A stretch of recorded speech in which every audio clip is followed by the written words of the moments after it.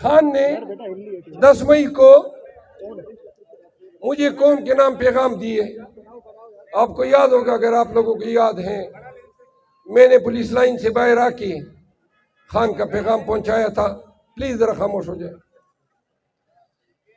پھر 9 مئی کے بعد خان پہ کیسز کی رفتار بڑھتی گئی، اور یوں آج ہمارا خان 202 فوجداری مقدمات میں ملوث کیے جا چکے ہیں. خان کی اہلیہ بشرا بی بی کم و بیش 36 مقدمات میں تاحال ملزمہ ہیں. خان کی بہنوں، خان کے بانجوں، خان کے گھر کے ہر فرد کو تختہ مشق بنایا گیا، اور سب سے بڑا ظلم خان کے ساتھ یہ ہوا کہ اس کی پارٹی کا شیرازہ بکھیرنے کی کوشش کی گئی. آپ نے دیکھا کہ صرف ایک شخص کو نیچا دکھانے کے چکر میں کس ہٹ درمی اور بے شرمی سے تمام قانونی قاعدوں کو پامال کرتے ہوئے سیاستدانوں کو، پارلیمنٹیرین کو اغوا کیا گیا. یار آپ کیسے لوگ ہیں؟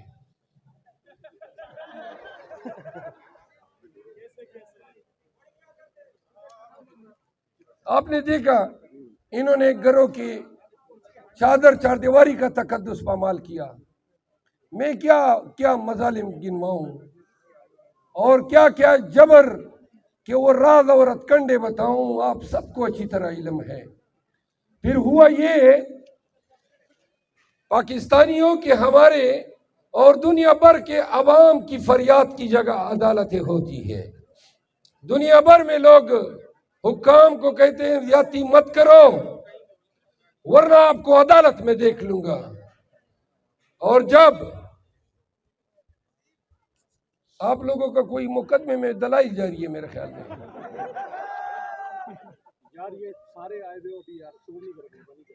آپ لوگ خاموش ہو جائیں نا، یہ ذرا پیچھے ہو جائیں. یہ بھئی آپ کیا کر رہے ہیں؟ آپ لوگ کیا کر رہے ہو یار؟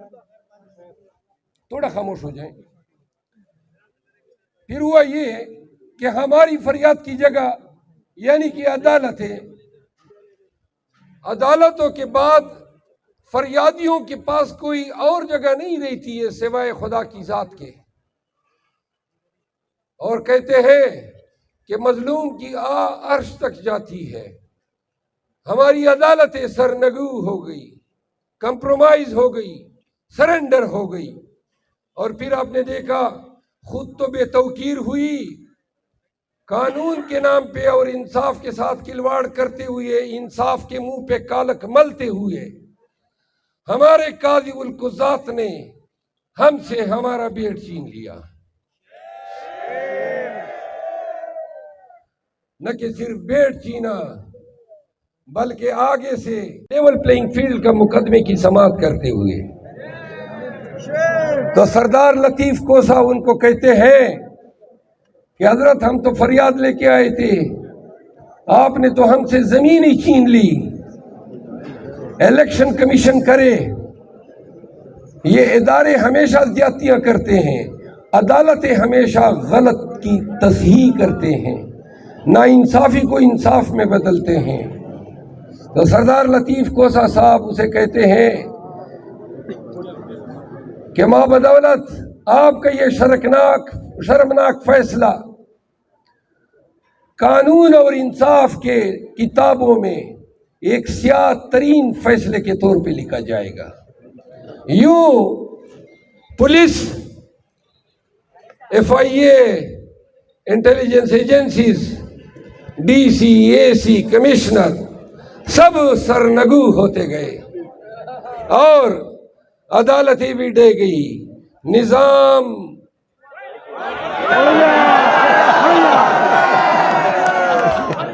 ویسے یہ بڑھ گیا، بڑے صحیح ٹیم پہ آ گیا. اب تو بولنا بھی نہیں پڑتا.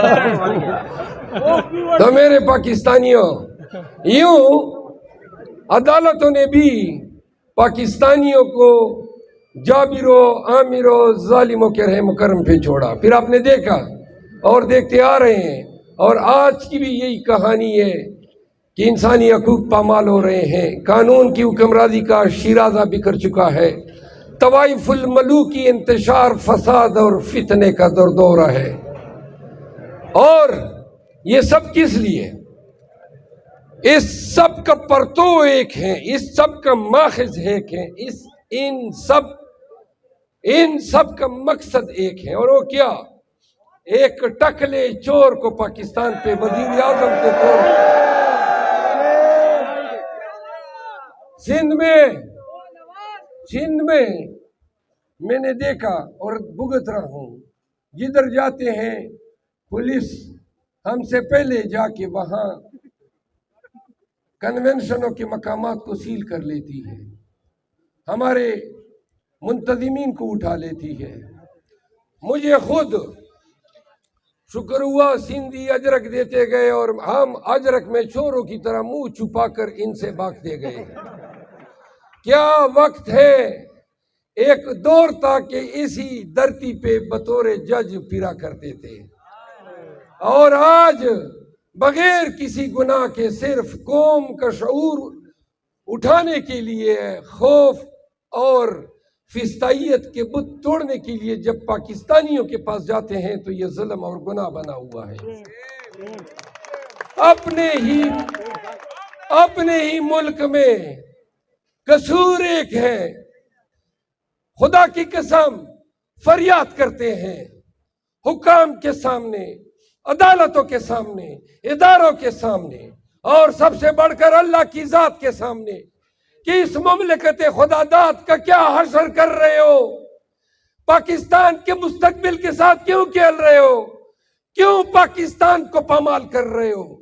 کیوں پاکستانیوں سے حریت، ان کی حمیت، ان کی غیرت اور ان کی ڈگنیٹی اور تعظیم کو چھین رہے ہو؟ کیوں کر رہے ہو؟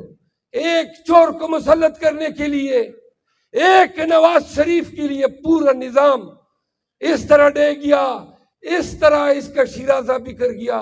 قسم سے آج آپ کا خان، میرا خان، نواز شریف کو اقتدار دلانے کے لیے جیل میں چوروں نے بٹھایا ہوا ہے، محبوس کیا ہوا ہے. اللہ گواہ ہے، میں فوجداری وکالت کرتا ہوں سپریم کورٹ تک. خان کے تمام کیسز پڑے ہیں، کیے ہیں. یہ تمام کیسز لغو ہیں، بے بنیاد ہیں، گندگی کا ڈھیر ہے، لیکن عدالتیں بے بس ہیں. ایک کے بعد ضمانت ایک کراتے ہیں اور پھر مزید گرفتاریاں کرتی ہیں، جبکہ قانون کہتا ہے کہ کسی ایک شخص کی ایک دفعہ کی گرفتاری ان کے خلاف در تمام مقدمات میں گرفتاری تصور ہوتی ہے. آپ دیکھ رہے ہیں 7 مہینوں سے خان کی گرفتاریاں ختم ہی نہیں ہو رہی ہے. اور آپ پاکستانیوں سن لو، یہ جیل میں محبوس شخص، میرا خیال تھا کہ ناز و نام میں پلا ہمارا لیڈر شاید جیل کی صعوبتیں برداشت نہ کر سکے. میں نے خان کے لیے کیس کیا کہ ان کو B کلاس دی جائے، فریج دیا جائے، ٹی وی دی جائے، نوکر دی جائے. سنیں، تو میں خان سے انسٹرکشن لینے کے لیے گیا تو میں نے کہا کہ اس کیس کا یہ فائدہ ہوگا. تو مجھے پتہ ہے کیا کہتے ہیں پورے پاکستان کے لوگوں، یہ سنو، مجھے کہتا ہے مجھے نہیں چاہیے وہ مراعات جو خدیجہ شاہ، یاسمین راشد، صنم جاوید، اعجاز چودھری اور تمام ہزاروں محبوس پی ٹی آئی کے لیڈروں کو اگر دستیاب نہیں ہے، مجھے بھی نہیں چاہیے.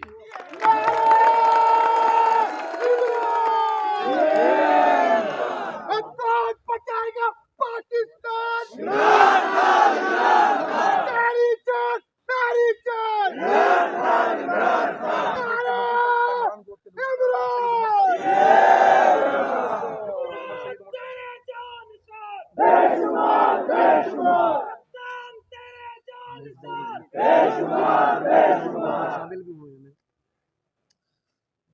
میرے پیارے پاکستانیوں،